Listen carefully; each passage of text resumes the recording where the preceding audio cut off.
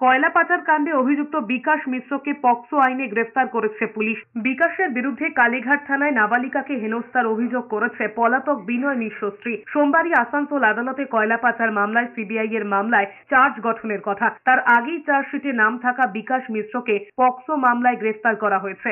বিকাশের বিরুদ্ধে মারধর, হুমকি দেবারও অভিযোগ রয়েছে। আগেই কয়লা পাচার মামলায় বিকাশ মিশ্রকে গ্রেফতার করেছিল সিবিআই। কয়লা পাচার মামলার পাশাপাশি গরু পাচার মামলাতেও নাম জড়ায় বিকাশ মিশ্র। এখনো প্রতি সপ্তাহে সিবিআই দপ্তরে হাজিরা দিতে হয় বিকাশকে। বিকাশের দাদা বিনয় মিশ্র কয়লা পাচার মামলায় অন্যতম অভিযুক্ত। শাস্তি এড়াতে তিনি বিদেশে পালিয়ে গিয়েছেন। তার বিরুদ্ধে লুক আউট নোটিশ জারি করেছে সিবিআই। এই আবহে বিনয়ের ভাই বিকাশ মিশ্র এবার নাবালিকাকে নির্যাতনের অভিযোগে গ্রেফতার হয়েছেন।